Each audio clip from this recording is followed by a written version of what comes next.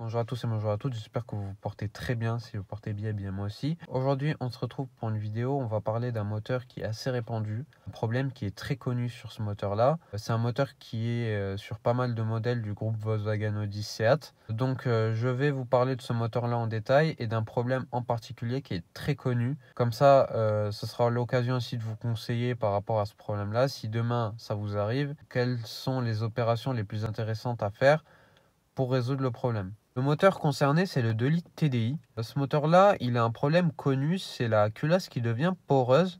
Et en fait, elle occasionne plusieurs symptômes. Donc, de l'eau qui se mélange à l'huile, de l'huile qui se mélange à l'eau, des fois même du gasoil qui remonte dans le vase d'expansion, une surpression, une consommation d'eau. Souvent, le problème, c'est pas le joint de culasse, c'est la culasse en elle-même. Qu'est-ce qui est plus intéressant à faire? Est-ce que c'est plus intéressant de changer le moteur ou alors de réparer le moteur? En fait, chacun sa vision des choses.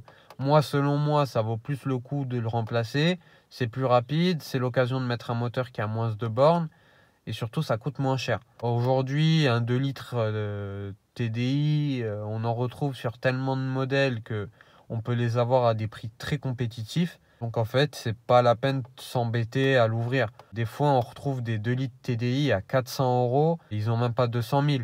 Ils sont tellement répandus, on les retrouve sur énormément de modèles. Il n'y a pas besoin d'aller chercher ce moteur-là sur le même modèle qu'on a nous. C'est-à-dire que si moi j'ai par exemple une Passat, j'ai pas besoin d'aller chercher le moteur sur une Passat. Je peux aller le chercher sur une Golf, je peux aller le chercher sur une Seat, je peux aller le chercher sur une Touran. Donc au final, il n'y a pas vraiment besoin de s'embêter à l'ouvrir. Moi, je considère que c'est plus intéressant parce qu'après, ça fait des pièces d'avance. Et en plus de ça, c'est plus rapide et c'est moins cher. Après, bon, chacun sa vision des choses. C'est ma vision à moi. Après, chacun comment il voit les choses. Je pense que ça permettra aussi de conseiller ceux qui ont envie d'acquérir des modèles équipés de ce moteur-là. Moi, personnellement, je vous déconseille d'acheter une voiture avec ce moteur-là. Prenez le 1,9 litre. Ça va être très facile à trouver et j'aurai pas besoin d'aller le chercher, par exemple, sur le même modèle que j'ai moi. Il suffit juste que je trouve une voiture avec le même moteur et puis c'est bon. Donc, on se dit à une prochaine. Portez-vous bien et ciao tout le monde.